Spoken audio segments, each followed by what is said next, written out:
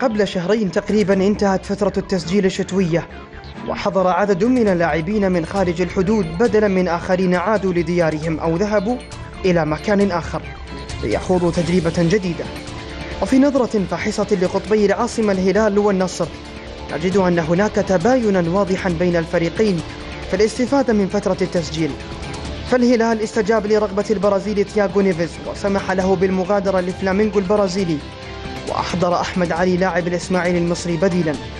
بالطرف الآخر الكويتي بدر مطوع يصل الرياض بعد إلغاء عقد الروماني رازفان من الجانب النصراوي. رغبة الهلال في دعم الهجوم أحضرت أحمد علي، وحاجة النصر الماسة للاعب وسط يمول خط المقدمة بفرص تسجيل أرغمت النصر على الاستفادة من بدر مطوع. حضر اللاعبان، خاضا العديد من اللقاءات في مختلف البطولات، لكن المهام تغيرت.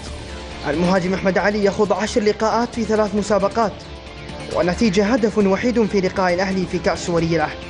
حالة عدم الرضا باتت واضحة من الجانب الأزرق، وخيال البرازيلي نيفيز لا زال يظهر أمام أعين جماهير الزعيم. وعلى النقيض أثبت لاعب الوسط النصراوي بدر مطوع أنه مكسب كبير للفريق الأصفر، ف9 لقاءات خاضها مع الفريق سجل من خلالها 5 أهداف وجهز أكثر من هدف، ووضح تفاهمه الكبير مع بقية العناصر. حالتان متناقضتان بين لاعبين، الأول يمثل خط الهجوم لم يقدم حتى الآن ما يشفع له بحجز مقعد أساسي في الفريق، بينما الآخر لاعب وسط أكد قدرته على صنع الأهداف وتسجيلها.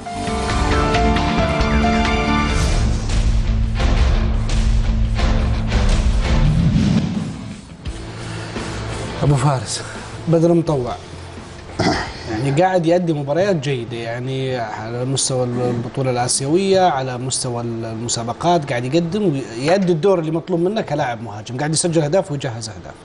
يا أخي مع احترامي لأحمد علي فرق في الاسمين، يعني بدر مطوع لاعب معروف، لاعب دولي مشهور يعني على مستوى المنطقة، يكرم الآن معيته كأحد هدافي العالم، يعني لاعب له تاريخ. لاعب من وين يكرم؟ ها؟ من وين؟ الاتحاد الدولي، هو ايتو صمم الاتحاد الدولي الإحصاء؟ لا مو الإحصاء، حكم مو حكم، الاتحاد الدولي الصحيح الصدقي. يعني لاعب فرق في الاسم بينه وبين أحمد علي.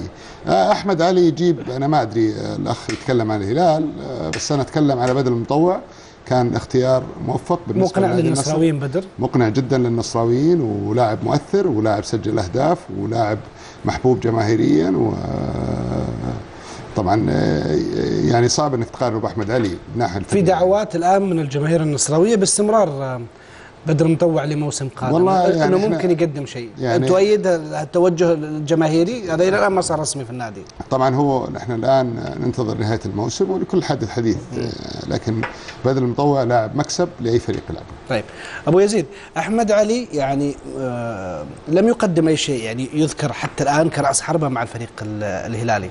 احنا نعرف انه في نادي الهلال اكثر لاعب يعني ممكن يكون دوره مريح رأس الحربة. يعني في الهلال أنت من كل مكان قاعدة تجيك كور، من كل مكان في عندك لاعبين يصنعون، بغيت الشلهوب، الفريدي، رادوي والهامسون، إلا أنه أحمد علي لم يقدم ما كانت تنتظر منه الجماهير الهلالية، مع العلم أنه في الإسماعيلي كان في غضب جماهيري على مغادرة أحمد علي. إيش اللي قاعد يصير؟ شوفوا، ما في شك أنه أحمد علي لاعب كبير، لاعب في منتخب مصر، ولاعب يعني صنع له اسم في كرة القدم المصرية، وبالتالي فهو جاء باسم يعني على مستوى جيد.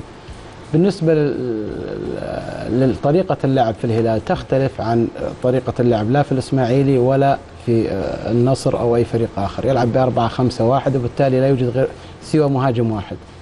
المباريات اللي لعبها أحمد علي يعني أعتقد أن مسألة 10 مباريات هذا فيه ظلم للاعب، لأنه لم يلعب مباريات كاملة، يمكن له مباراتين أو مباراتين بالكثير.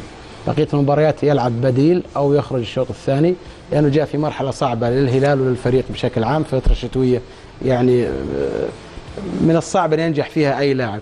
إضافة إلى أنه مباريات الهلال لعبها كلها مباريات مصيرية ومباريات قوية، يعني ليست مباريات سهلة.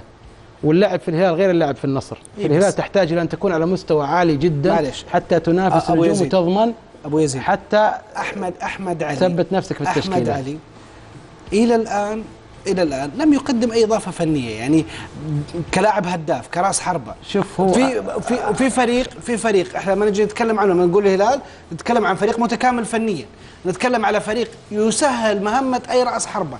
ايش اللي قاعد يصير؟ الاختيار غلط في احمد علي، الاجواء غير مناسبه، الاداء المدرب يعني ما كان مناسب. يعني مستحيل يكون احمد علي بهذا السوء اللي يصور فيه. اولا بالنسبه لطريقه اداء الهلال السنه هذه، يمكن لو تعد الفرص، يعني لو كان احمد علي مثلا موجود مع جوريتسكا ممكن الان مسجل له 20 هدف، لانه في المباراه الواحده تصنع لك، يمر من قدامك 20 فرصه في ال 18. طيب لو بدر مطوع هو اللي كان في الهلال بدل احمد علي، اي نعم ممكن يحدث فارق فني، ولا بيكون مصير لا أحمد ممكن ما علي؟ يلعب، ممكن ما يلعب.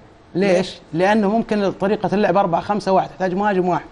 هذه ناحيه. الناحيه الثانيه انت المهاجم هذا يكون في منافسه مع لاعبين اقوياء، لاعب مثل ياسر القحطاني، لاعب مثل عيسى المحياني، لاعب احمد علي، لازم تفرض وجودك وتكسب لك مركز. فالهلال دائما من الصعب ان ينجح فيها اي لاعب الا اللاعب اللي يعني سوبر ستار. طيب سؤال الحين اسالك وارجع اسال ابو فارس، من فيهم الصفقه الكسبانه والصفقه الخسرانه؟ احمد علي وبدر مطوع. والله شوف، من فيهم اللي متصدر ومن فيهم اللي في المركز الثالث. لا انا اتكلم على لا انت تتكلم كفريق، ما يمكن تتكلم كلاعب بشكل فردي. انا احط احمد علي في النصر واجيب المطوع في الهلال وبعدين كالساعه. لا انا ما تقدر تحكم في لاعب. انا اسالك بالوضع الراهن. اسالك بالوضع الراهن. احمد علي وبدر مطوع الاثنان قدما الى الدوري السعودي. نعم. انت من تشوف منهم نجح ومن تشوف منهم ما نجح؟ سؤال حسأل نفسه لابو انا فارس. عارف والله، بس انا والله يعني من الصعب اني احكم في المرحله هذه على النجاح. يعني لابد ان ننتظر في نهايه الموسم تحكم من اللي شال البطولات ومن اللي نجح ومن اللي اوعدك اني اسالك نهايه الموسم. حتى هاللحظه بدر مطوع واحمد علي ما يحتاج تسالني، بدر مطوع يعني انت تشوف انه انجح بكل تاكيد. بدر مطوع انت تطالب النصراويين باستمراره لفتره قادمه مع النصر؟ والله نعم ممكن يفيد النصراويين. نعم.